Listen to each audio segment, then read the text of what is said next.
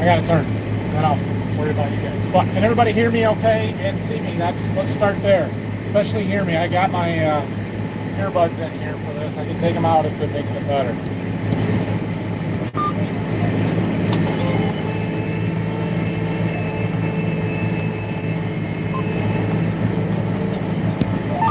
Alright.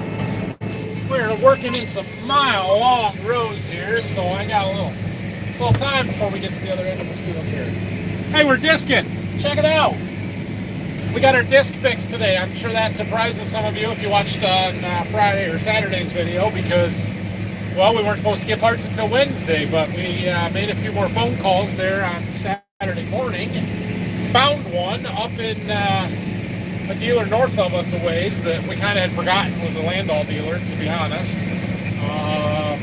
So yeah, we were able to get it put back together today. Where we're at. Someone was playing with the feet. Okay. Makes 2 legs. I gave for 1 stream shoot price or something. Yeah. Alright.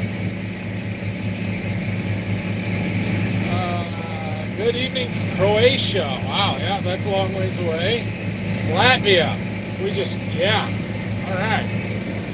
Get this stream set up where I want it. Come on. There we go. Louisiana. Hello everybody. North Georgia, hello. Weird. We'll try it there if this doesn't work. But anyway, yeah, we had some snow back up at Waldron West, and it's all melted and gone now, though. So, and glad you're up and running. On to the next one. Like that. I don't know why it's doing that. It says I have 5G coverage here. Like, it should be good. Verizon just sucks everywhere, I guess. Did the spindle cause more problems to get out? Yeah. Yeah, it was a real pain this morning. Hopefully I filmed it well enough you guys will be able to at least get the idea of it, but we had taken it back up to Waldron. We used our press up there that's got the hydraulic cylinder with a pump on it. We what else did we do? We had heat on it. We actually had to take a cutoff wheel and cut a slit in the pipe, the entire length of it. Still would not come out. We had to have more heat. Still wouldn't come out. We flipped the whole thing over, pushed it backwards, like into the cylinder more. It moved at that point. We took it out, flipped it back, pressed it like we were trying to press it out. Still would not move. Ended up throwing more heat onto it, and then finally it came out. But it probably took us 3.5 hours just to get it out this morning, pressing and heating. So, yeah, that was quite a project. How many acres of tillage left? I have no idea. I have not added it up. We've got a substantial amount, but we'd make a big dent in it in 3 or 4 days if we could just keep it moving. More Europe people than watching than USA. Yeah, well, it's better timing probably there. Then there's Australia, and I have no idea what time it is in Australia. But hello, welcome. Don't need a huge say a 1/10 of the Powerball. Yeah, I'll take the other 10 or 9/10. I mean, you know, got the parts early. Yeah, we found a different supplier, a different dealer that had them. Wells up in Litchfield had it for us, so that was good. Sunny day in Ontario, no snow yet. I hear that the whole state of Michigan's supposed to get some snow here pretty soon. Do you have duals on that deer? Yes, we do. This is our 8430. It's got the front duals as well. Pulling our disc, Landau 7431 PT. Yeah. Great 5G signal doesn't mean you have good 5G throughout. Functional bandwidth on the tower. See devices on the tower. I have no idea. I just want my tank phone to work. It should not be that difficult. It's just it's ridiculous. But whatever.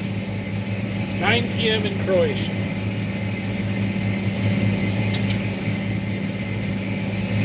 Now that harvest is done, are you finally going to fire Brock? Or are you going to keep him around for a while to wash the equipment? Well, now's when I need Brock more than ever to wash the equipment for me, right? I have no interest in firing Brock. Brock does a good job. Brock does a good job. If Brock doesn't want to work here, he doesn't have to, but I have no interest in firing him.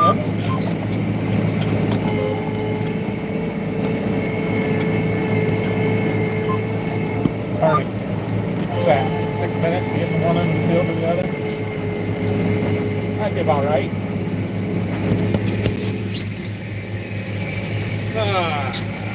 Gotta give Brock at least $100 of it. Oh yeah, on the Powerball lottery. Yeah, I suppose we could probably do that. 7 a.m. Tuesday in Australia. There you go. Let's see, 335 hours still hooked up to the grain cart, which is sitting at the farm right over there. It's not too far away. Well, we have not switched them. Probably won't, because there's no reason to. No, I'm the best corners. No, I don't. Maybe that'd be a shirt idea I could put in mind. Best tillage driver, operator. Something like that. Do you allow deer hunting on the land you own? We do have some people that deer hunt some of the land that we own. We've kind of cut back on that the last couple of years, and most of what we do allow is either friends and family or people that we have long-term leases with, or maybe not long-term leases, but they have been leasing the ground for a long time and are paying us for those exclusive rights. The problem with deer hunters is they want to attract deer. I don't like deer. I don't want to attract deer. I want to shoot the deer. Hello from the UK. I would like to watch the discing behind the tractor instead of you. Well, it's too hard for me to hold the phone like this all day and read the questions, so you get what you get. Hello and welcome from Germany there. Hello from New South Wales, Australia. Hello from France. Yeah, we've definitely got more people from around the world than we do from the United States here, I think. No, probably not, but there's a bunch of you. I think you should fire Brock. Like, when is the last time he delivered Dr. Pepper to you? What kind of employees? Well, that's a fair point. And he does drink a lot of my Dr. Pepper without restocking it. He used to restock the fridge. He hasn't done that for a while, so yeah, that's a fair point. I suppose he could be fired for that. I mean, he's stealing my Dr. Pepper, right? Actually, he used to leave dollars in the fridge. And I'm like, stop leaving dollars. I don't want your dollars. Just take it.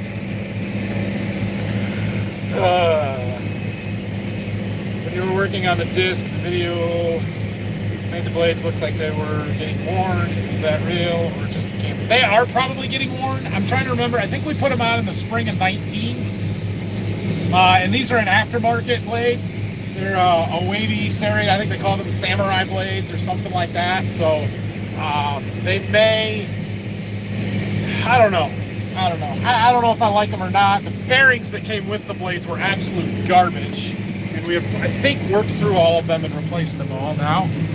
But the blades still got a little life in them.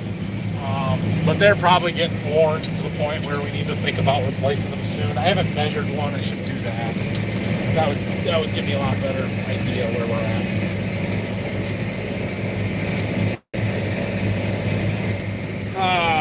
Brock has job security when there's power washing to be done. That's right. I think the vid last week was the first one I ever saw him work on. Yeah, that happens pretty rarely. Pretty rarely. So Phil will do the trucks and some stuff occasionally, but Brock and I do the vast majority of it. And I know you guys see Brock do more of it.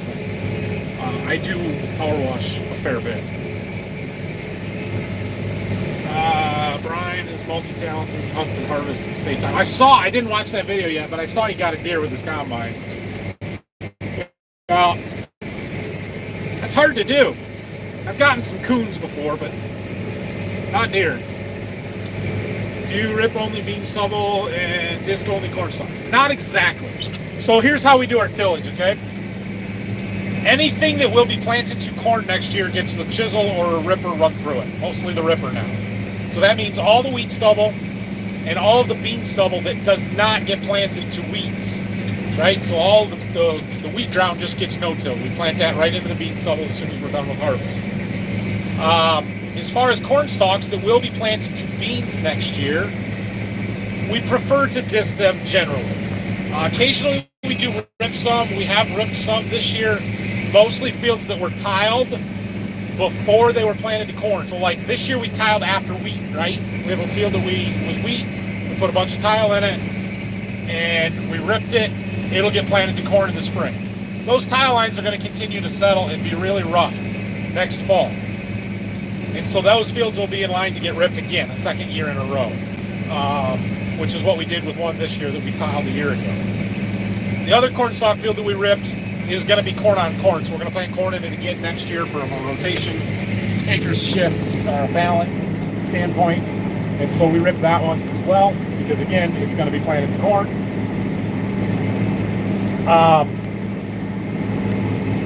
We have and do occasionally rip more corn stalks that will be planted to beans next year.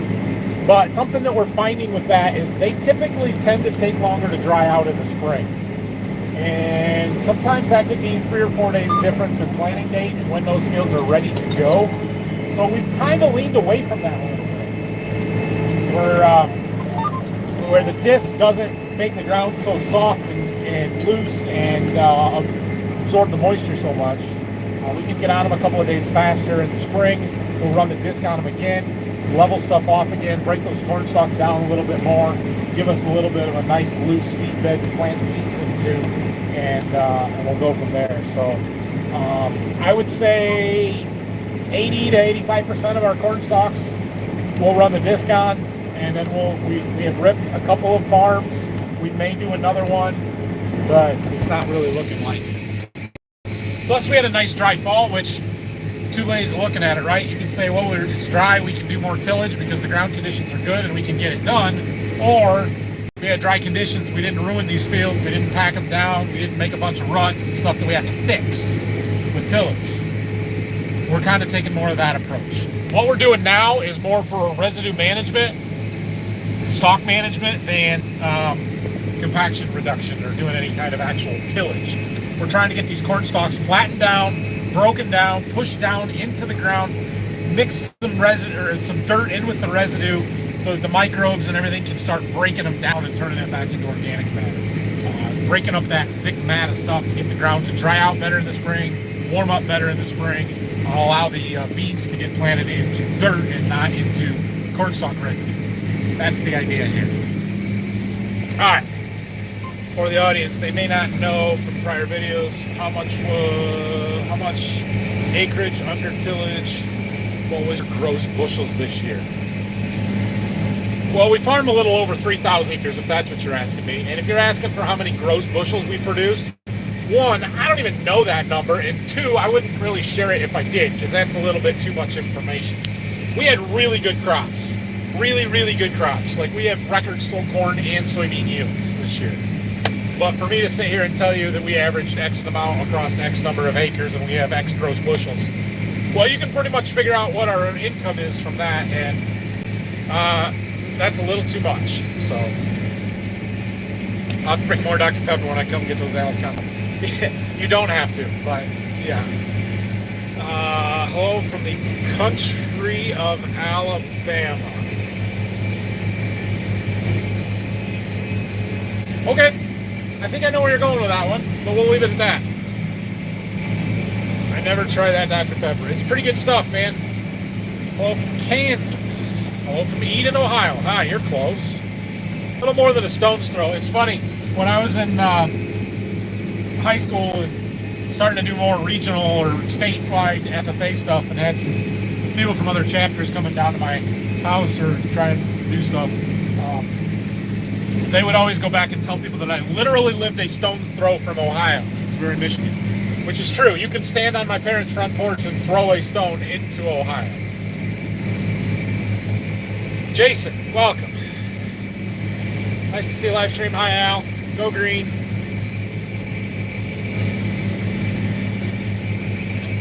Since you guys want to stay with an 8-row and have extra horsepower with the combine, have you ever considered a chopping head or don't think the value is worth the expense? I see no value in a chopping head. I don't think a chopping head eliminates this pass, because what a chopping head doesn't do is break out the root balls, and the stub of the stalk gets so sharp and pointy. I think that's what destroys tires. And I know I've got our stalk stompers on that would help with that and stuff, but I just don't see the value in a chopping head.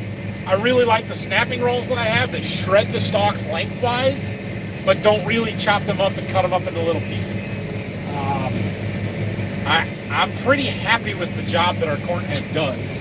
And then following it up with this tillage pass, it really gets stuff to break down pretty well. And yes, a chopping head would give us little or smaller pieces and help size that residue better, but it doesn't address all of the concerns, and that's only part of it. And I don't know that it would save us anything in the long run. So I really have no interest in a chopping corn head. With your sweet corn stand, have you ever thought about raising popcorn? Well, I don't have a sweet corn stand. I wholesaled some to a neighbor. It's been thought about in the past of raising just a little bit of popcorn for the fun of it, but not on a commercial scale or a production scale. Do you live close to where Toledo Wars was? Yes, in fact. We are right now firmly in the Toledo Strip. My house back at our home farm is in Ohio and part of the Toledo Strip. And fun side note, you can tell where the old state line is because all of the north-south roads have a double curves in them where they jog over about 1/10 of a mile. And that's because the Ohio and the Michigan survey lines didn't match up. And so when they got to the old state line, they just double curved the roads and made them keep going. So yeah, we're definitely in that strip of land that was part of the Toledo Strip War. Is rotation corn, wheat, beans, or corn, beans, wheat? Wheat after beans. We don't ever plant wheat after corn. The only guys around here that do that are some of the silage guys that are chopping it early. But corn and wheat are both grass crops, and wheat has more disease susceptibility than corn, so you don't plant wheat after corn.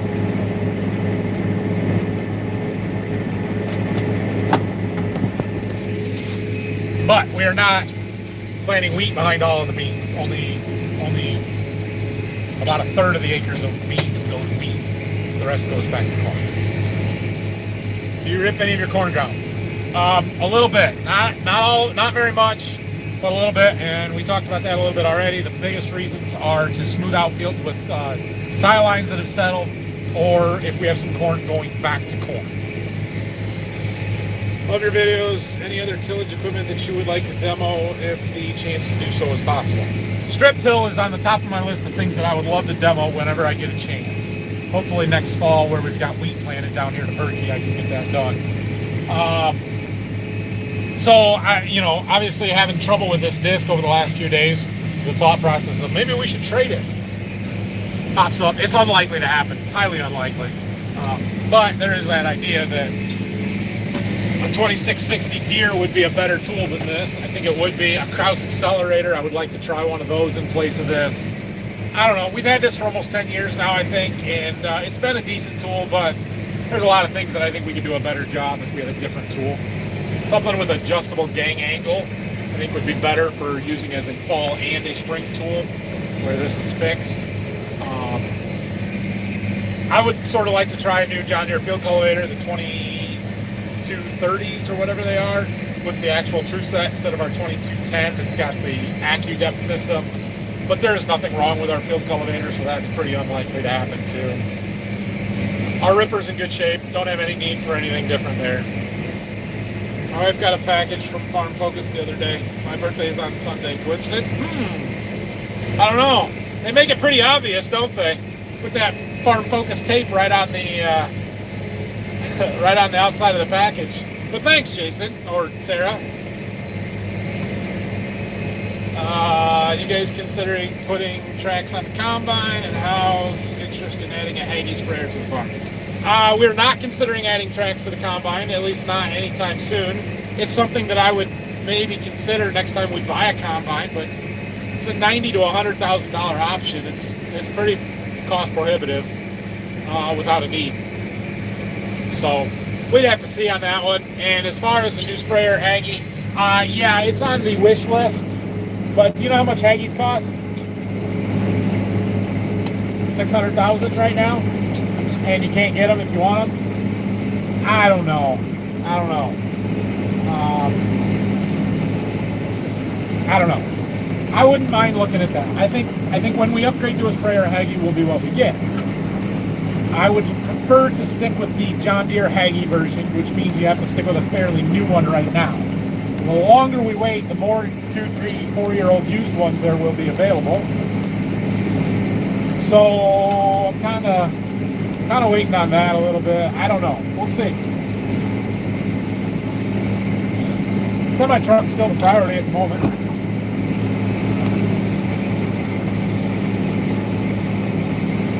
I felt bad for Zach spending almost $5,000 on ripper points because of how hard his ground was this year. Yeah, I mean that's just, it's not really that uncommon, right? Yeah, they're dry and you run through points more when it's dry, but I don't know if it's as bad as he said it was, as far as that much accelerated wear, unless they're in some sandier ground than we are. We run aftermarket points usually on our ripper, and I feel like they do a pretty good job, and they last a little longer than the Deere ones, but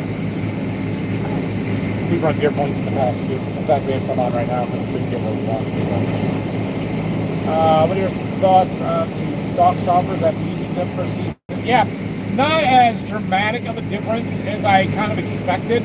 The stalks do bend over, but they kind of pop back up, so it doesn't look that much different. But they are breaking that stalk off at ground level, or at least kinking it over and opening the stalk up to help them break down better. It takes the sharpness out of them, so it's not destroying our tires like they were before, I think. The wear on the rear tires on the combine slowed significantly this year over what it was last year, which we only ran it for half a year last year.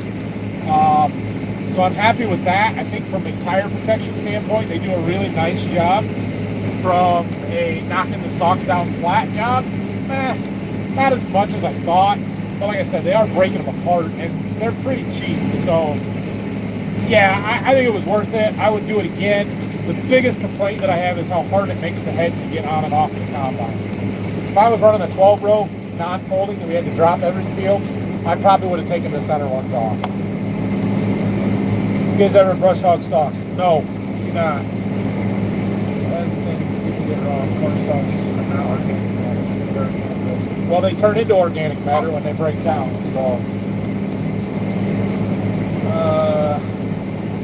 All of the trash in the corn, I was wondering what the organic matter is. Yeah, I don't have any idea what kind of numbers or any of that kind of stuff to really be able to answer that question. There is a lot of residue and organic material in the corn stalks, but you got to get it to break down. Especially that core of the stalk, there's a lot of lignin in it and a lot of really tough, thick stuff. It takes time to break down. The leaf material, the husk, the pith inside the stalks, that stuff breaks down fast. That's not an issue. But getting the stalks to break down can be quite a challenge. If you can deep rip your headlands in the spring, it'll help your yields on the ends and pays dividends. Nah, I disagree with that. If we could deep rip in the fall, that would be helpful. But like I said, we didn't destroy them this fall with heavy traffic and wet conditions. But I've always said that the worst job you can do in the fall with a ripper or a chisel plow is better than the best job you can do in the spring. It just does not have time to overwinter, to break down. You get clods and chunks. It is not a good idea to run a ripper in the spring. We've done it, but it's not a good idea.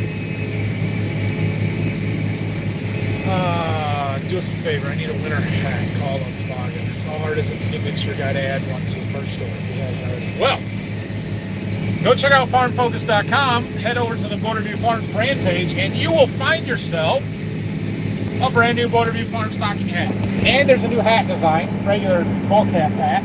So those are the most recent adds to the store. Yeah, go check it out. They are available. I have not gotten my sample yet, otherwise I would have worn it and told you to go buy one. 168 acres, $307,000. Is that a price?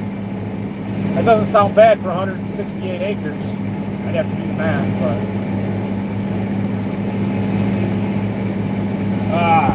I really like letting my phone sit there because it's a good convenient spot for you guys to watch me, but it shakes too much.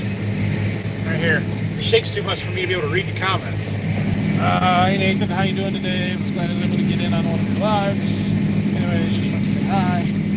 Lee, or thanks, Lee. Thanks for joining. Phenomenal corn yields. We probably broke our record by close to 15 bushel an acre. I'm not actually going to give you a total average number across everything. I showed you a lot in the combine. I showed you a lot of field averages. You can get a pretty good idea from there, but as far as total number of acres and total average yield across the field, I'm going to hold that one in. Sorry. Do you miss raising hogs? Not at all. Which stage is better for you tax-wise? I think the property taxes, it depends on even where you're at in the state because of school taxes and some local levies and stuff, but I want to say that I shouldn't even say this because I'm not 100% sure. I want to say the Ohio property taxes are a touch higher, but the income tax side of stuff is better in Ohio. The business tax is better in Ohio than in Michigan. But I'm not the tax guy, so I don't know those things for sure. So that's why 52109 is so odd aligned by the turnpike. I always wondered why there's no mass investors. Yeah, that's why. That's exactly why. And you can pretty much take every side road from there to the west and have the same exact turns. I'm not that far behind the chat. 318. Holy crap, I am. 10 minutes. Wow. Do you have an agreement with co-ops when you haul corn? As you just see online the price and send corn here. Well, we have a lot of forward contracts, stuff that we sell ahead of time that we have to deliver on. Our fall contracts and stuff. Sometimes we roll those, or we'll have prices, set for January, February delivery. But especially a year like this, where we have really good crops, we can't store it all. A lot of times we have to cash some stuff out. Those are just spot sales, whatever their price is. We deliver it, and that's what they pay us. And we can look that up online, take it to whoever's paying the most. So, what are the 3 new decisions that you made in 22 that you think were successful and definitely going to repeat in 23? Good question. I'd have to sit down and really think about it and analyze stuff a little bit. I've been playing with the Humix in my corn starter a little bit. I really like that. I'm going to try and do some more of that stuff, maybe with some sugar or something, but I wish I had an in-furrow system to be able to do that in-furrow, and I don't, so it's kind of I can only do so much until we do something about a corn planter, which we're not ready to do just yet. What else? We did more corn fungicide this year. We did a bunch last year, but we did more this year. I still think that pays. We're going to continue that, doing a lot of fungicide on corn and on the beans. Those primary fungicide passes pay big time. The secondary ones, I did not see the results. So like doing a late fungicide pass, second fungicide pass on soybeans didn't pay this year. Doing the V5 fungicide on corn, this year there was not as much of a result as we had seen the previous 2 years. I will continue to do some of that, but I'm not going to do it on 100% of our acres. So I don't know if that counts or not, but that's what I'm going to say. And then, let's see, what else? I would say some of the hybrid selection stuff. I found a couple of hybrids that I really, really, really like, and a couple that are not so great. So I've tweaked that a little bit. I got one. I got a good one. So I started using that Heads Up product this year on our soybeans, right? And I kind of went whole hog on it, and I put it on the majority of our beans, but not.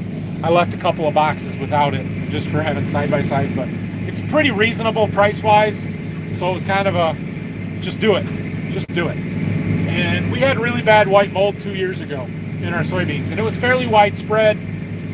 The Heads Up controls white mold, which is why I put it on. This year we had white mold in one field, and it was the one field where I had no Heads Up on it. So while I didn't have a side-by-side where I could say to the line, this side got treated with Heads Up, this side didn't, and we had white mold over here but not over here kind of thing. The fact that I only had it in the one field where we didn't put that treatment on, that's a pretty good indicator that this stuff worked. So I'm going to keep using it. Nathan, I hope everything's going well. Thank you. It is 2660 or Turbo Max. I don't want a Turbo Max. Nope. Do you use potash? Yes, we do use potash. Quite a bit of it. And it's expensive. you have to replace the nutrients you're taking out of the soil. We're also using some chicken litter. Does the soybean farmer from Maryland you saw this summer do anything over the winter on his bean fields? I'm not sure about cover crop stuff. I would imagine that he is doing some cover crops, but I don't know what or anything like that. But Maryland is, they've got Chesapeake Bay runoff issues and rules that are a lot stricter than ours.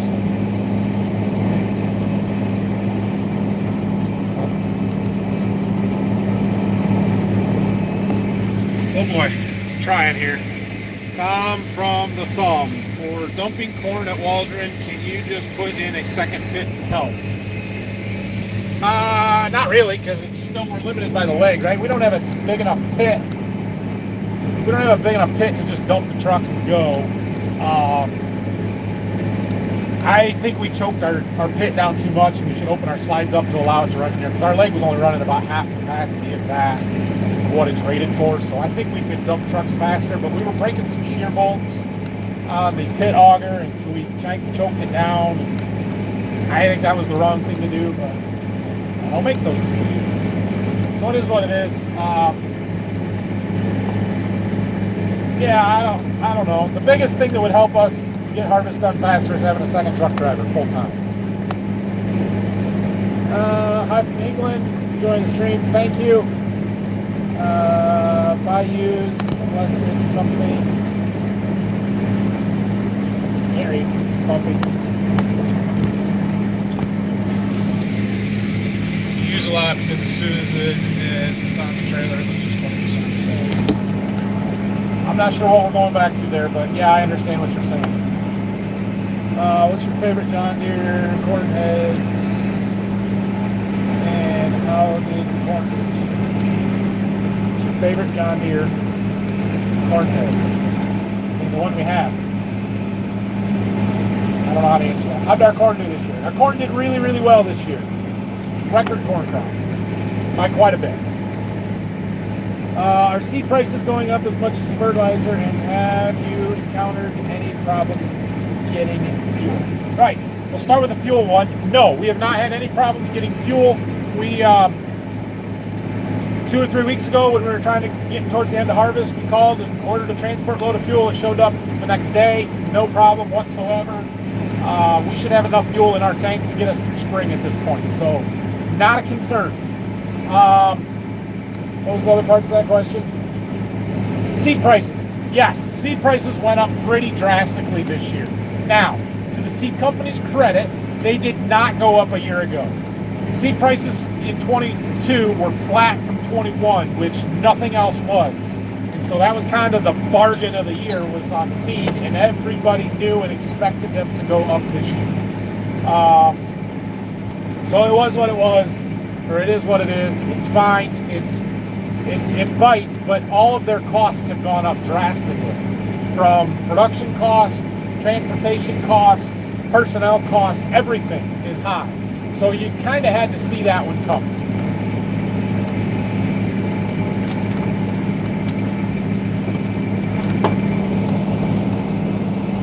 First weekend off in 6 weeks. What exciting things did you do? Yeah, it was. First 2-day weekend I've had off in a long time. It was really nice. Saturday I actually had a big long meeting at our church. We are in the middle of the call process. Our pastor is retiring at the end of this month, and so we have formed a committee to select our new pastor for our church. And the call committee, I'm not on it, but they put on a congregational meeting this weekend to kind of get some ideas and go through a workshop process of what we're looking for. So, did that on Saturday. I watched some football. My sister and brother-in-law are having a baby, and they had a baby shower at my in-laws this weekend, so I went over there afterwards just to hang out with everybody. Sunday I worked in my garage trying to finish getting that insulated, getting some drywall hung up. So had a really good, productive weekend. How's the yard looking? Did you end up with many bare spots? I do have bare spots, mostly right up by the house. But it is filling in. You can go out there and see little tiny grasses that are it's poking through and stuff yet, so I think it'll keep filling in and it won't look so bad in the spring. I actually mowed lawn the other day and I mowed all of it, so it doesn't look too bad. I think we're going to be okay. Did most of your corn go for ethanol, pig feed, corn oil, high fructose, corn production?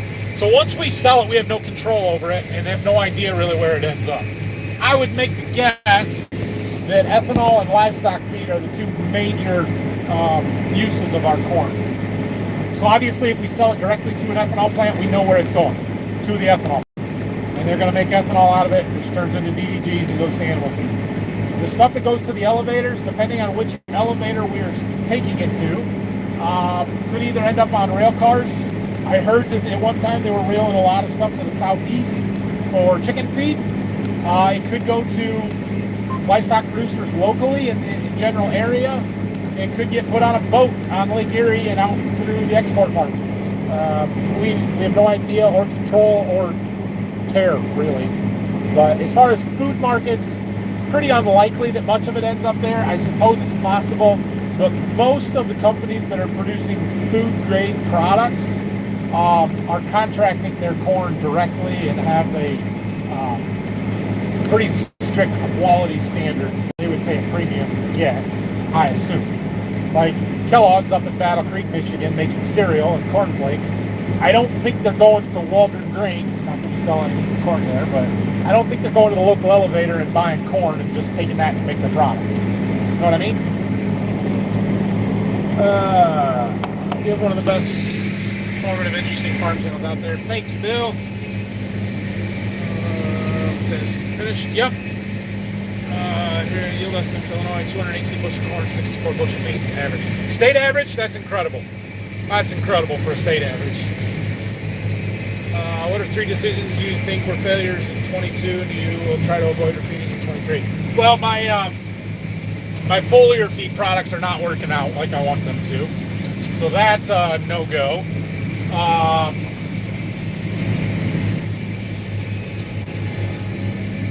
I don't know. It's hard to say we failed a lot this year with the crops that we raised. I mean, things were really good. I could go back to the hybrids thing and say we picked some of the wrong ones. Don't plant those again. And then, gosh, I don't know. You have to let me think on that one. Deeper you going with the disking? Not very. I would say 2 to 3 inches deep is what we're shooting for here. But it's doing a pretty good job. We're really knocking the stalks down. I don't know, can you tell a difference looking that way versus that way? Or how about looking in front of me? Can you see that line? I should just flip the camera around, dummy. Hold the phone backwards. Yeah, you can definitely see how much we're knocking it down over there versus the rows that are right in front of us. So it's doing a nice job. I really like that. That's what we've got to do. That's what we've done.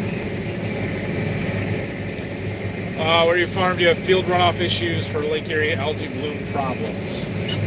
We are in the Western Lake Erie Basin watershed, yes. Are farmers responsible for the algae blooms? Not solely, not entirely. Partially, probably. But we do a heck of a lot better job than people give us credit for. And we're an easy place to place blame. Let's put it that way. A year or two ago, it came out that the city of Maumee had been dumping raw sewage in the Maumee River for the last 20 years. Massive amounts. And yet, nobody thinks that causes the algae blooms. It's baffling to me. I don't know. Why usually American John Deere doesn't have gas pedal in it makes no sense to me from Europe. I honestly don't know why you would need a gas pedal. Now our 8RX has one, and it is kind of nice for loading trucks with the grain cart. Up until loading trucks with a grain cart, I hadn't touched it all year. I'm like, why is this here? I don't understand. Because we have a throttle right here. Push it forward, then I don't have to hold my foot on it. It's way more convenient. Matt Griggs put what appeared to be a 3-foot hydraulic lift kit on his sprayer. Could that work for you? I don't know that situation directly, but I know that there are lift kits available for certain deer sprayers, but they were generally the smaller ones, like the 4730, 4830, the newer, smaller ones, I assume. The big ones, the 4930, like we have, it's a 1,200 gallon tank, I believe were too heavy for that, and they didn't make a lift kit, or at least not Deere. There may be an aftermarket company. Probably not something that we would consider.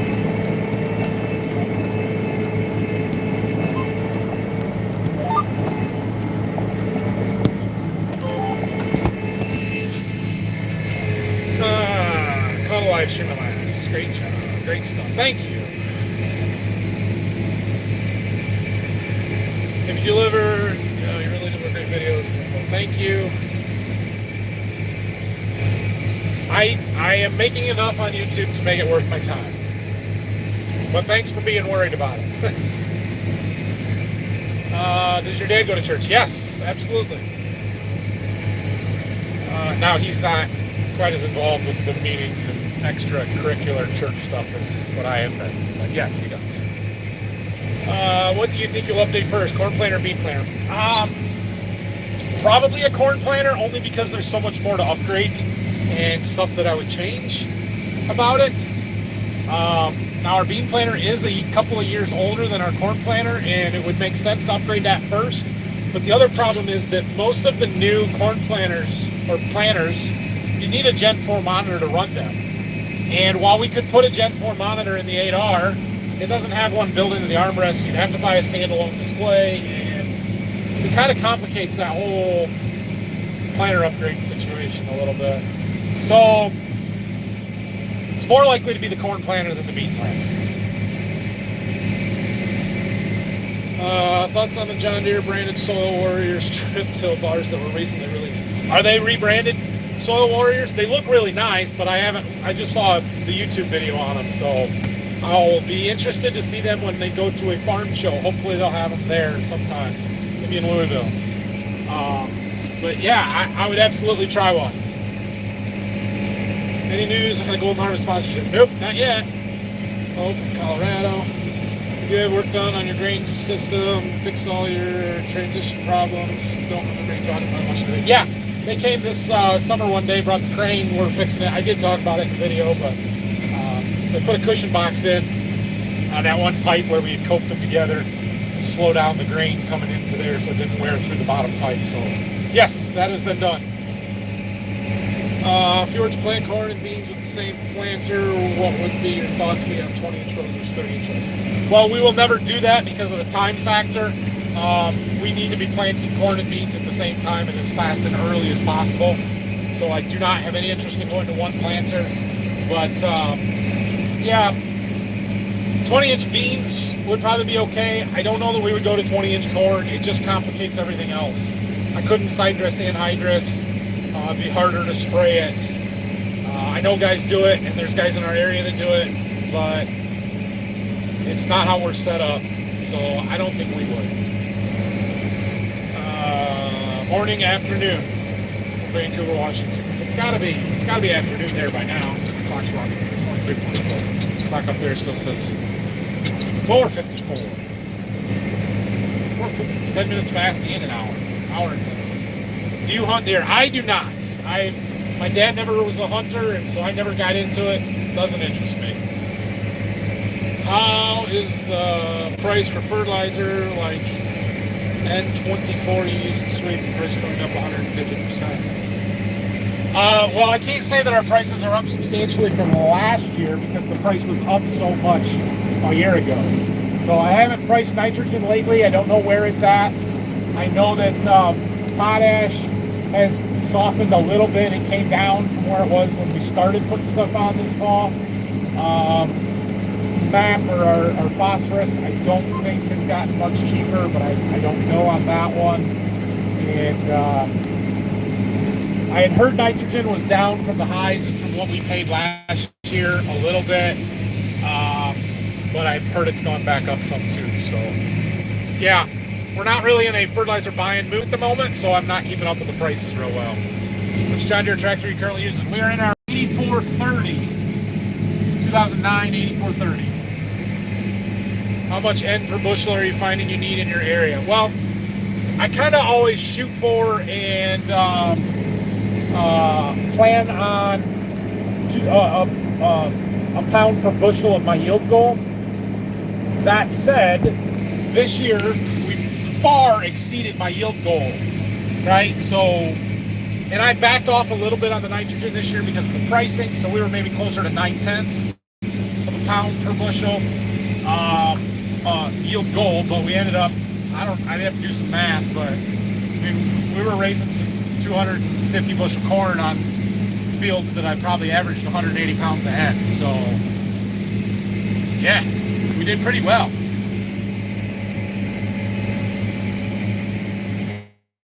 Do people, companies just focus on harvest?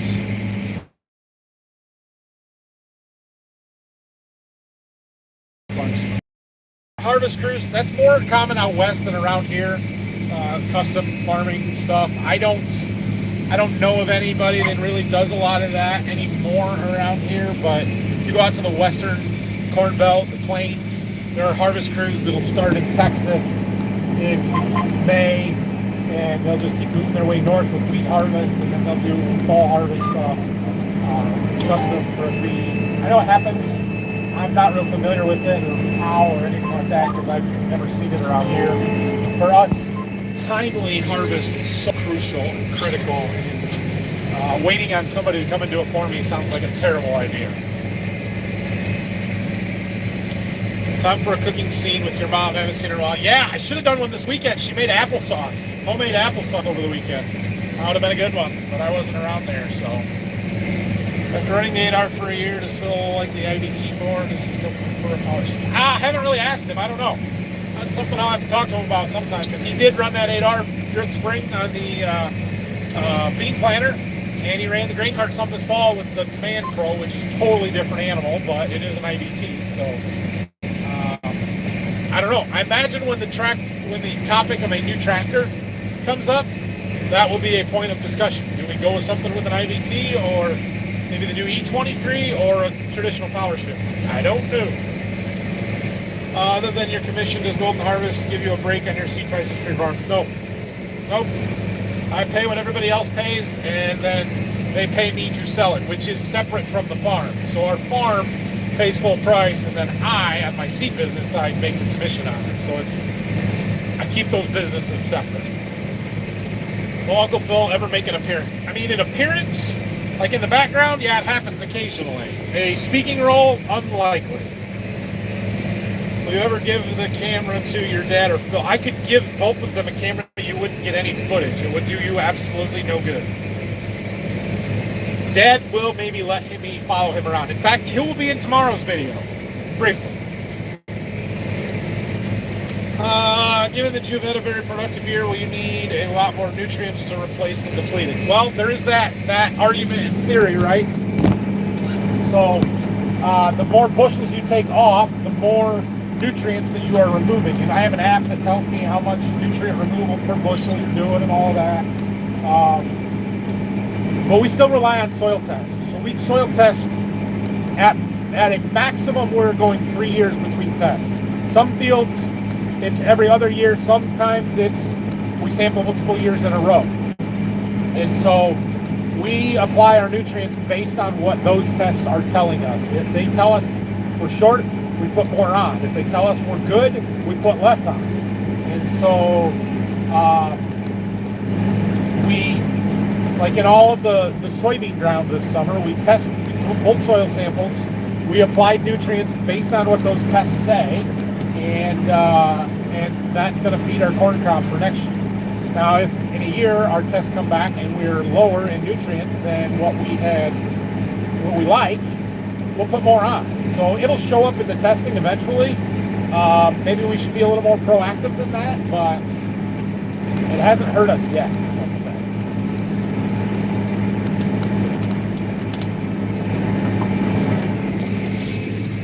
All right, where are we at? The dealership must love the custom crews when they come to renew their equipment each year. I'm guessing some of those custom cutters that got 10, 12 combines are, they're probably dealing direct. They probably don't have a dealer, so per se. Hello from Colorado. Love the videos. Tried soybeans in the garden and understand why we don't grow them here. Definitely need to be sprayed in order to dry out. They didn't mature? Is that what you're saying? Because you should get an earlier maturing soybean then.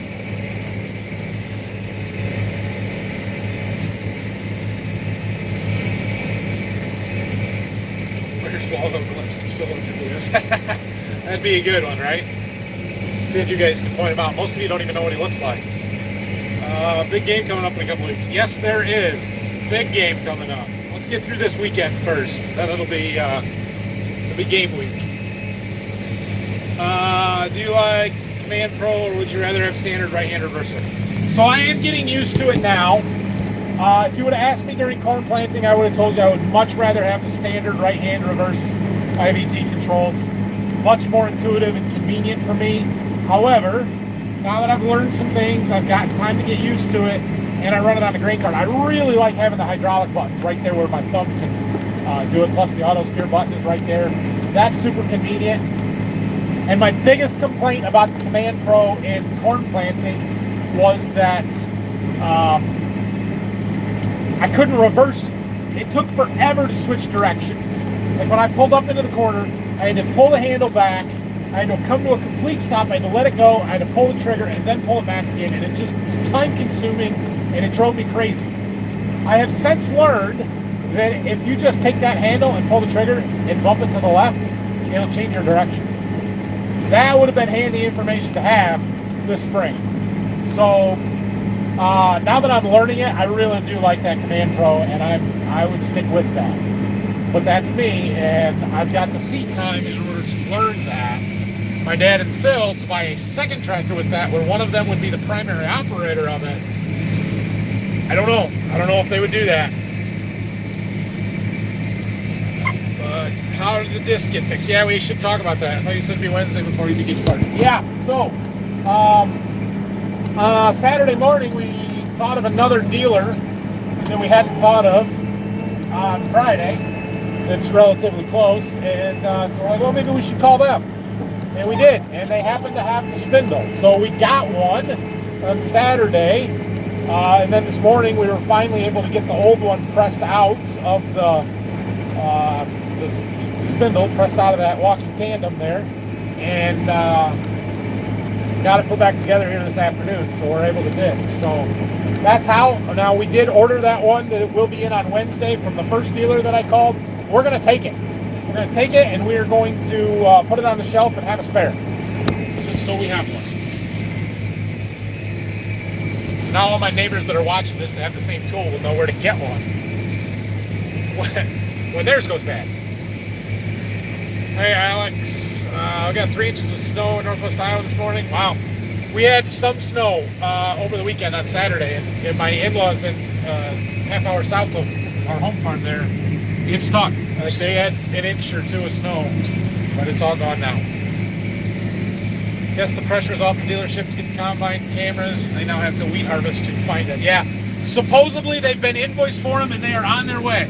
I have not heard that they have them, so I'm still a little frustrated by that. I got a survey. Oh, you guys, I got a survey from John Deere on Saturday asking me that now that you've had a chance to run your S780 for a while or whatever it was, we would like you to survey and some feedback on this. Oh boy, let's go. Let's go. So they got an earful from me about cameras.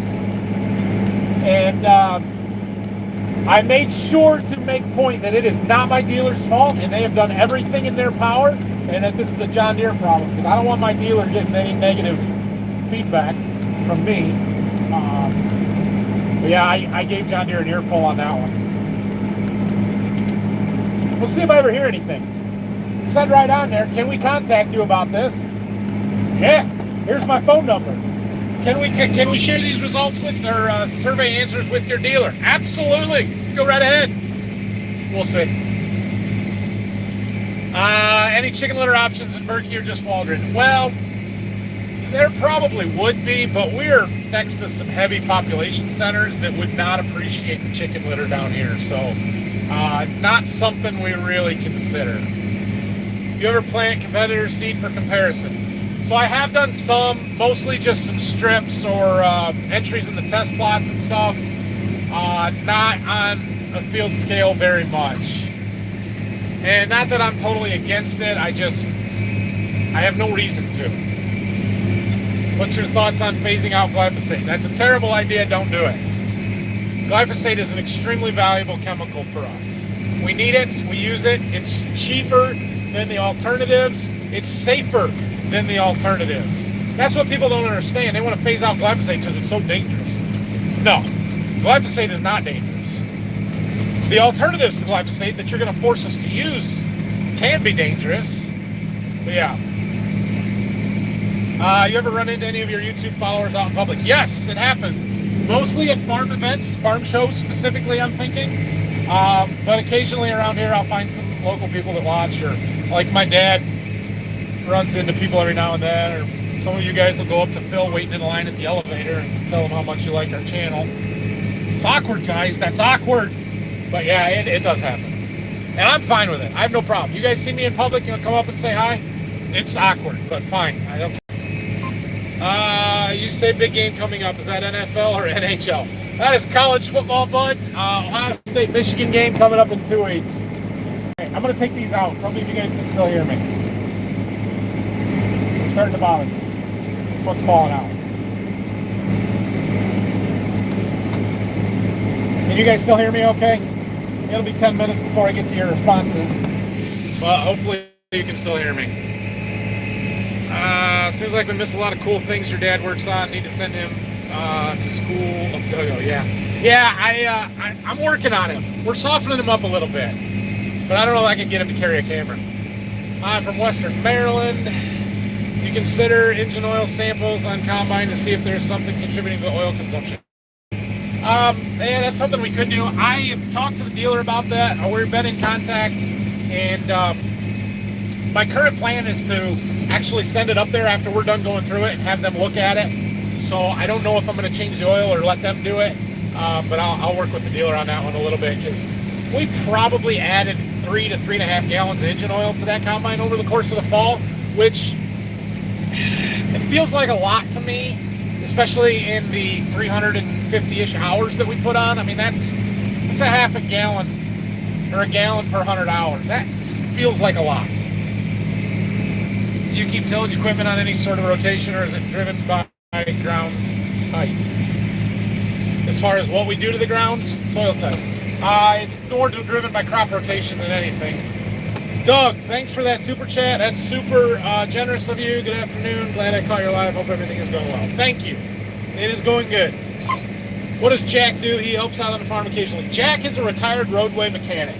He worked third shift working for roadway trucking for 30 some odd years, and retired here, gosh, I bet it's been almost 10 years ago now.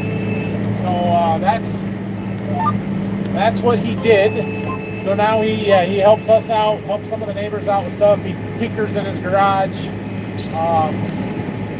But yeah, that's Jack. Jack's character. Precision planting components or deer. I tend to lean towards the deer stuff, but precision planting makes good stuff. I don't know. Never used a ton of precision. We do have some of their stuff, but I tried getting prices on stuff earlier this spring to upgrade our planter, and never got them. I at least got a price from Deere. It was expensive, but I got it. What's the verdict on the oil burning? Just joined. Yeah, don't have a verdict yet. I think you probably caught that.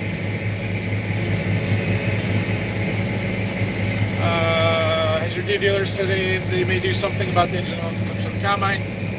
Just to clarify, did you let Mother Deer know your active yield sucks as well? I should have talked about that. I did not, but I should have.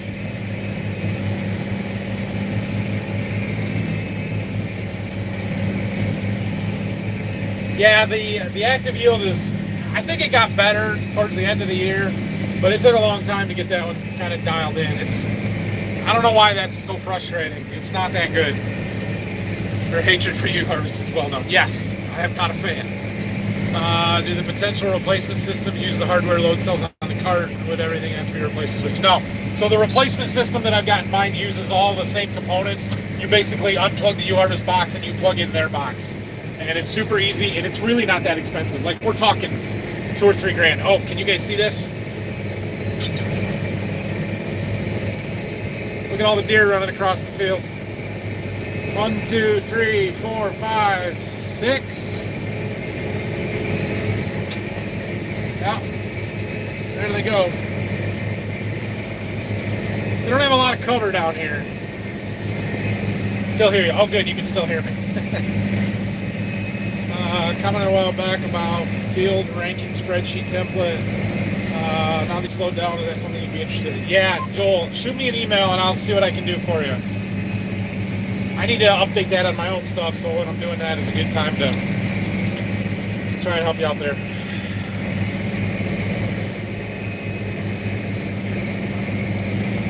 Wait until the kids get to be good videoers, and then everyone's going to be on camera. Yeah, I kind of have that. I don't know, you know, in 10 years, 15 years, are we still going to be doing YouTube?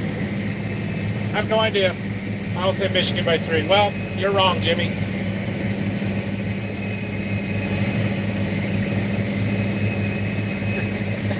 Bookmark so much about a camera. Bright Brock might get a huge promotion. Yeah, I could probably get Brock on camera more than I do too. Hit that thumbs up. Thanks, Elam. When are we going to get back to restoring that tractor you started on? And Bucks are going to crush the school in Ann Arbor. Well, I hope you're right on the second part there. I have intentions of getting back to it. I kind of have a plan, but the farm stuff still comes first, right? The priority is this and getting our equipment fixed up and ready to go. So I'll try and tinker with it a little bit throughout the winter. It'll be a late winter project if we can get back to it. Sounds like you're going to Libra cart system. Been interested in that myself. Yeah, that's the one I'm looking at. Libra cart. Glad seeing you and Zach putting the youngsters behind the wheels on the farm. His are a lot closer to doing it on their own than mine are. I really enjoyed the live stream tonight. We'll go back and watch past videos now. Subscribe. Thank you. Appreciate that. How's seed sales going this season? Too busy with harvest to get out much. Yeah, I haven't done anything for a while. I need to spend some time this week. I thought I was going to have today and tomorrow to do it, but we got this fixed, so that didn't happen. So seed sales have gone really well. I made a really, really big push back in September when we had some of our early pay stuff to do a lot then, and I did well. Like I'm sitting at or above last year's sales already. So hopefully we'll pick up a little bit more yet, but I need to follow up with everybody that I talked to before harvest and be like, hey, what did you see? What did I see? Do we need to tweak the order? Do we need to change hybrids? All of that kind of stuff, and see if we can't, make things better or make orders more solid. I do have three truckloads of beans coming in the next 2 days, though, so the seed warehouse is going to start filling up. See Brian Brown's this morning. Coordinator tried to eat the deer. I have heard of that happening. I've never seen that happening. I haven't watched that video yet, but I saw his Instagram post a few days ago about it, so yeah. Seed issues on the I heard that. Dealer's supposed to be getting a fix for me too, so if you sit in the right spot, it's not an issue. Yeah, Trippy Farmer, he loves the Libra cart system. Yeah, well, I'm pretty sure Libra cart gave it to him and he has to love it. But I do know that he was enjoying that system, so. Some reviews you have to take with a grain of salt. You know what I mean?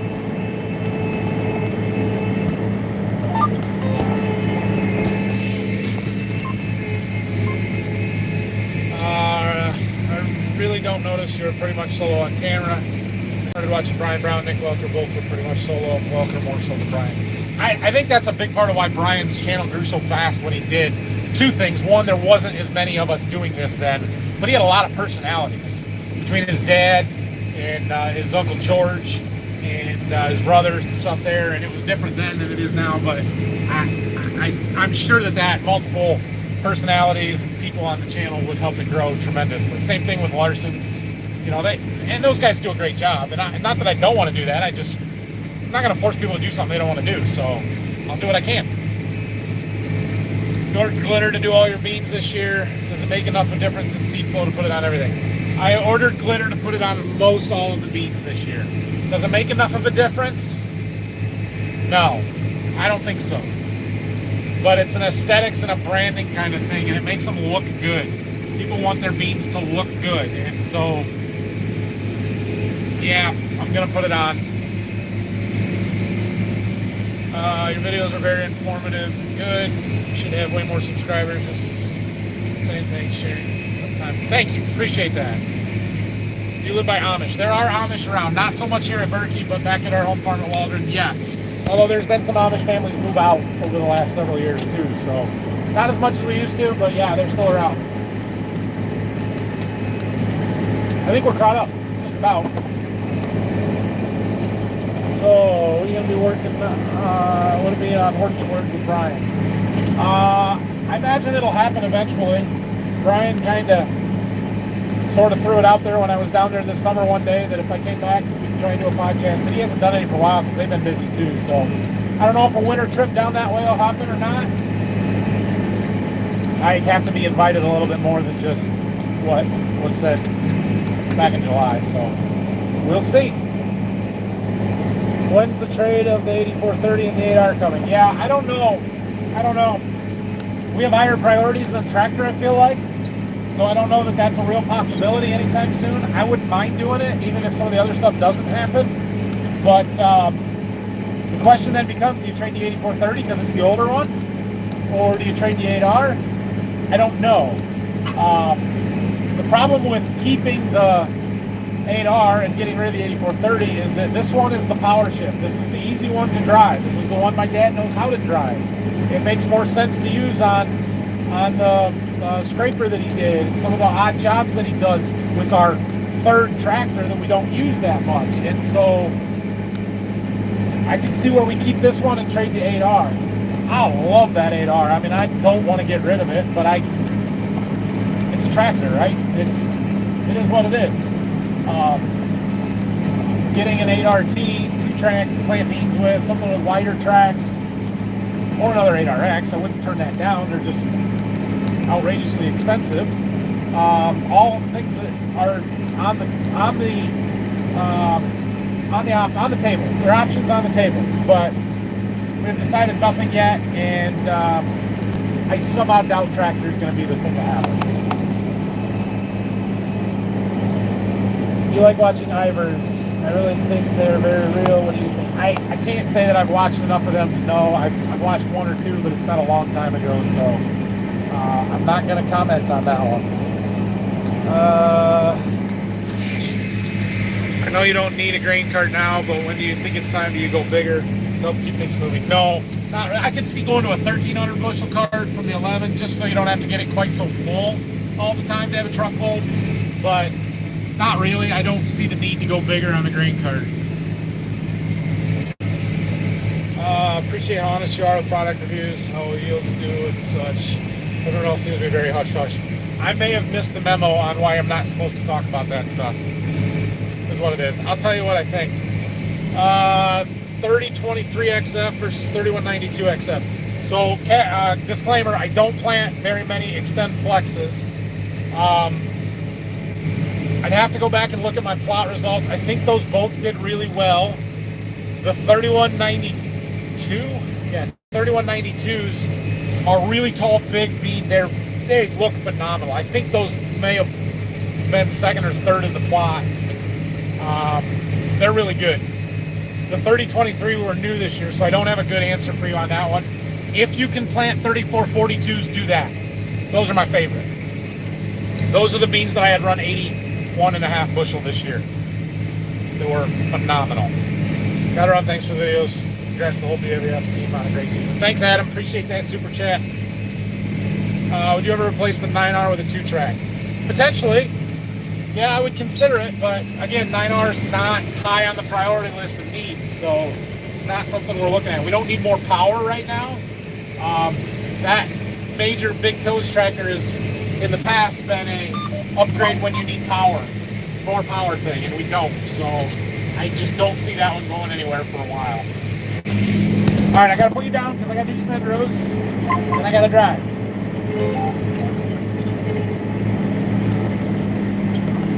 We got our long rows done.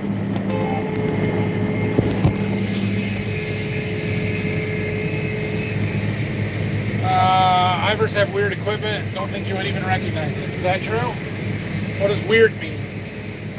Well, there's some snow by that electric pole there. I had some here. You said you go to a Lutheran church. Is it Missouri, Wisconsin, Center, ELCA? Good memory, because I haven't said that for a long time. Am I zoomed way in there? Yeah. I do go to a Lutheran church. We are not actually part of any of those. We are a former ELCA church. Left about 10 years ago to become part of the NALC, which is the North American Lutheran Church. Somewhere between the ELCA and Missouri Synod is how I would classify us.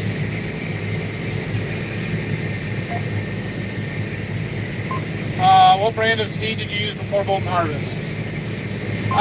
Well, we had planted a lot of Pioneer in the past.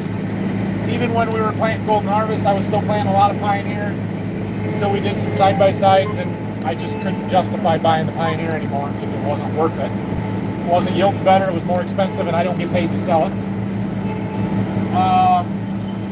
We planted other brands in there as well. There was some Agrigold. I think we planted Great Lakes for a while. There was some a brand called iCorn.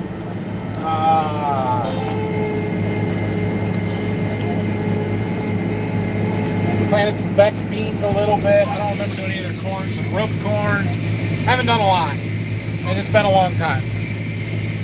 Absolutely love your videos. Thank you. Keep up the great video. Are leasing tractors a better financial option? I don't think so. There are some advantages to leasing with tax purposes and expenses and stuff, but we have not leased anything ever, so I couldn't really tell you what they are. Every piece of equipment that we have bought, we paid for, we own it. A couple of things we may have some loans on that we're making payments. Most of it we own free and clear. And by a couple of things, I mean a combine and a tractor. That's it.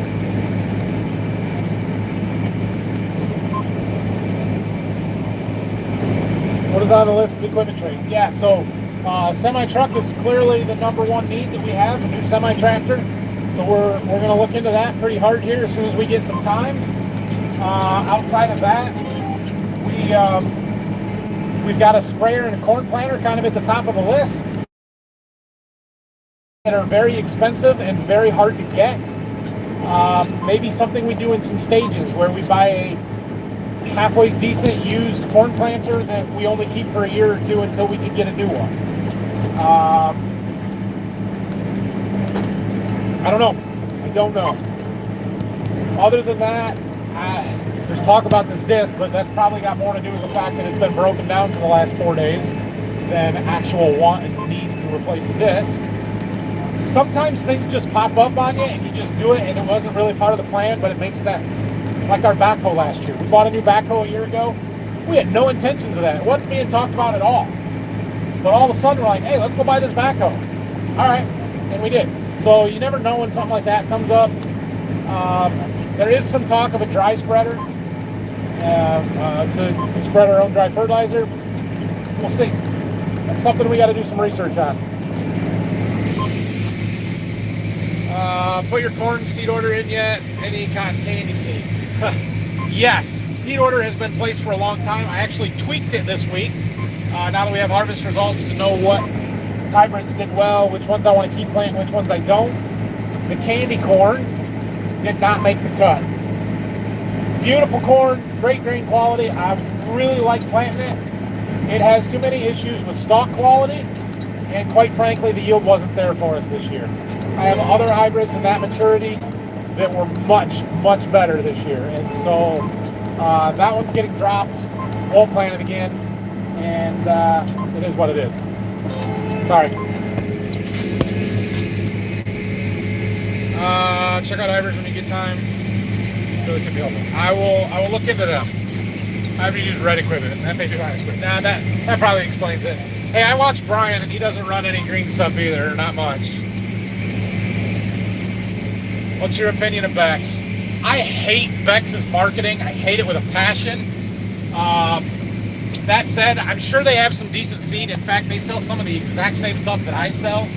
They just sell it for more money, and then they give you stuff for buying it. And I think it's stupid. I don't want a marketing company to be my seed supplier. I want a company that is invested in research and bringing me the best products and people that can help me do it at a reasonable price. And I don't like paying for all that fluff. I don't like having all of that other crap in there. I don't agree with the way that they do business. Let's just say it, put it that way. So they have good products. I'm sure of it. Everybody has good products. I have no interest in doing business with them. Will you finish everything today? No. We might finish the disc in here at Berkey tonight, but we will not finish the stuff. We got a bunch to do back up at Waldron. How about interviewing your dad? Yeah, we can do that. I should do it again sometime. If you go back and watch video 500 from a little over a year ago, we did a farm history lesson, Dad and I together, so that was a pretty good one. I should do something like that again sometime.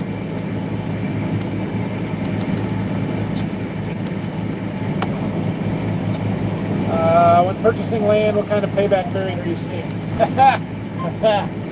Right now, I don't know if there is a payback period. The only way that you can financially make sense of buying ground is if you assume that it is going to be worth more when you go to sell it, whenever that is, because it does not cash flow. You will be subsidizing it with other ground. Buying ground is hard. I feel like it's especially hard right now, but I have a feeling it's always been and always will be especially hard. So, Jeremy, thank you. Happy for you and the fan with the yields and dry harvest. Ground looks like it's working out nice. It is. Grab yourself some Dr. Peppers. Will do. Thank you very much. Very much appreciated.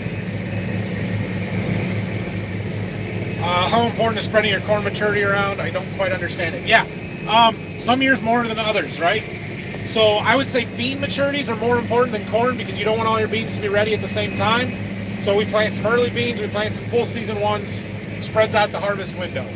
Corn, you want it to be dry, as dry reasonably as possible in the fall. And so planting early corn makes sense. However, our best yielding products are our full season stuff. And so it's a balance of how much early stuff do I plant so that we can get started and have some reasonably dry corn versus how much full season corn can I plant and still get it dry enough to be able to harvest it and not be 30% moisture when we do it. And so there is a balancing act there. Right now in the Golden Harvest lineup, at least in my area, I feel like we have a big gap in our lineup. We have some really good 102, 3, and 4 day products. And then we don't have much between 105 and 109 day. And then at 110, 11, and 12, 13, we've got great products. Phenomenal corn, stuff that I wish I could plant everything to those. So I have one or two in that gap that are, there's one that's been out forever. It's still good corn, but it's friggin' 20 years old and it's like time to move on. But I still plant some of it because it has done well and continued to do well. I have another one that it's pretty consistent. It's good corn. Doesn't have the best grain quality. It's just, it has issues, but it yields well enough to plant some of it. But it's a little bit, and you got to really temper how much of that you do. So a lot of it has to do with, you know, that balance between yield and moisture content, and also what is the current hybrids that really work really well. 3 years ago, we had nothing early. I couldn't plant something below 105 day because they were just garbage hybrids. That's not the case anymore. We have some really good early ones, but now our gap is later in the lineup. So, yeah, that's how I decide. The backhoe replacing the only case implement on the farm was only logical. Right, exactly. We couldn't have case equipment on the farm. I know your pure Golden Harvest, but Great Heart Seeds is a good one in their interests. I've heard of Great Heart. I don't know that I've ever seen any anywhere close to us. Why'd you stop numbering your videos? Yeah, one, I kept forgetting what number we were on, and it got too hard to remember. Two, I kind of wonder if numbering the videos is holding me back. I kind of felt like when somebody new comes to the channel and they see, he's on video 800 and something, they're like, holy crap, way behind, I'm never going to be caught up, never going to grasp it. You know, it's hard to jump into the middle of a series kind of thing, right? So dropping the numbers kind of opens it up for better growth potential, I feel like. So that's a big reason why. Plus I couldn't keep track. I kind of thought every like 50 or 100 I'd throw one in there just so I could keep track and kind of know where I'm at. We got to be getting close to 850 by now, but I don't think we're quite there yet. Having different maturities means you're not harvesting everything at the same time. Assume that's a big plus. Yep, that's exactly right. Some of Zach's videos, he can move the grain cart on machine sync from the hydro handle in the combine. Is that an option for his? Yeah, I saw that too. And I'm like, holy crap, you can do that? That's cool. But the button that he used to do that, I have programmed to do something else that I really like that it does. So it'd be a give and take of the button that he used for that is the same button that I use to shift my guidance lines, which in corn is not a big deal. In beans, I like being able to bump my guidance line over 4 inches or something if I've got a little trail that's, I'm not quite harvesting them all or something like that. So you'd have to reprogram it. I kind of like it the way that it is because I've got those buttons on my screen that I can bump the grain cart just as easy from the display.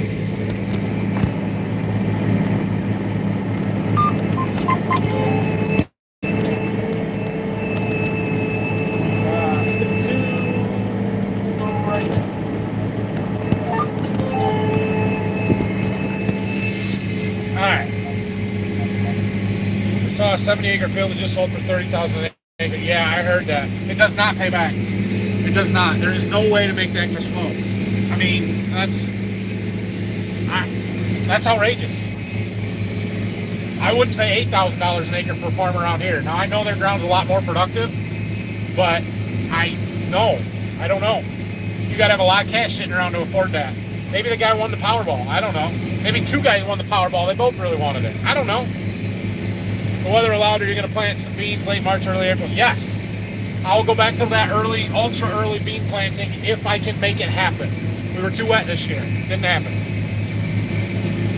In Minnesota, we get 240 plus bushel, but field averages out of 93-day corn. Seems strange to me that you need to make it much later out of maturities. Yeah, well, here's what you don't understand, right? It's all about your maturity zone and where you're located. So when I first started with Golden Harvest, I was actually a sales rep for the company full-time with them, not just a dealer like I am now. One of the hardest things for me to understand was how the guys up in Michigan could plant 95 and 100-day corn and get yields like we were down here with 110-day corn. Like that doesn't work. That corn's crap. You can't do that. Right. One of the guys that I was training with had a huge plot that he put in the Grand Rapids, Michigan area. And he put everything from like 85-day corn to 115-day. And when we went and started walking through this plot, it was very apparent to me that the 105 and 10-day stuff that I knew and was working really well for us did not look that good there. It just wasn't as good a corn. But the 95 to 100-day stuff looked phenomenal. I'm like, what's going on? And it was explained to me that you're out of your maturity zone. When you take something that's developed and grown for a maturity zone way south of you, and you move it north, it doesn't perform well. That's why you can't make 110-day corn grow and perform in Minnesota. Not to mention that it would be wet and you'd never get it harvested reasonably. Same thing works the other way. I can't take 90 to 95-day corn or 100-day corn, bring it south here, put it in our heat and our climate, and expect it to perform like my 110-day corn. It's totally different. And so having varieties and maturities that fit your zone matters. And a lot of times in our seed guide, we'll have things like moves north of zone well or moves south of zone well. That would tell me that, hey, this 102-day, you can take it south and it'll still perform okay. Or this 113, you can take it north and it will perform okay, kind of thing. So that's why you're seeing what you're seeing, and why that 105 95 to 110 is kind of our sweet spot, but planting 110 to 12-day corns is where you really get yield at for us.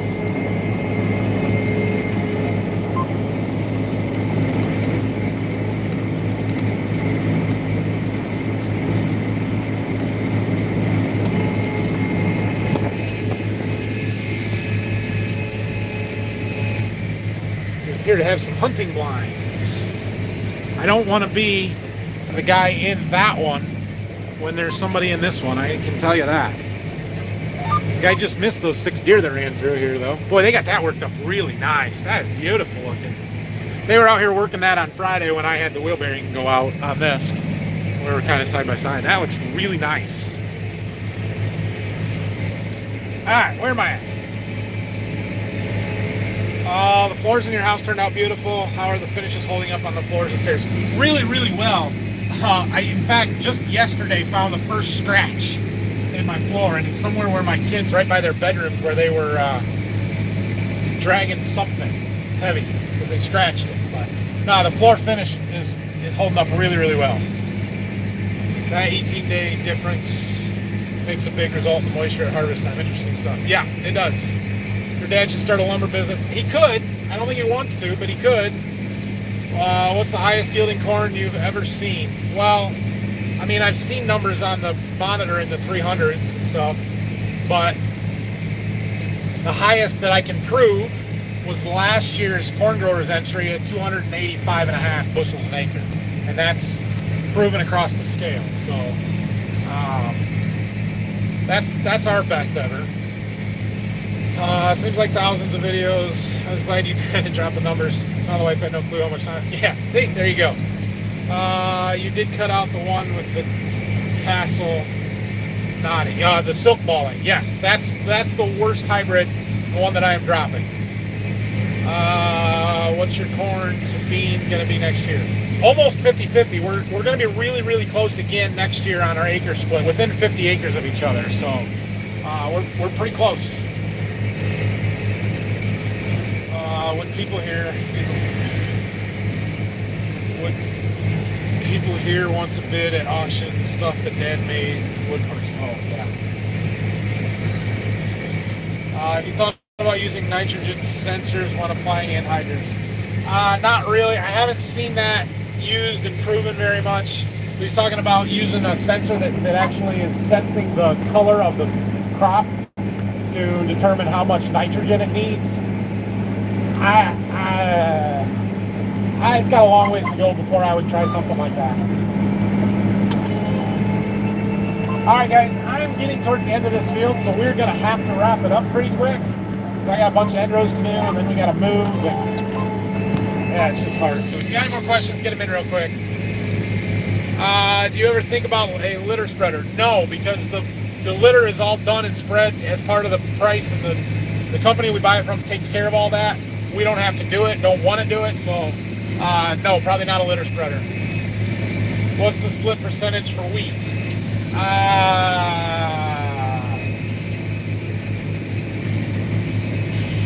25% of our acres in wheat, something like that.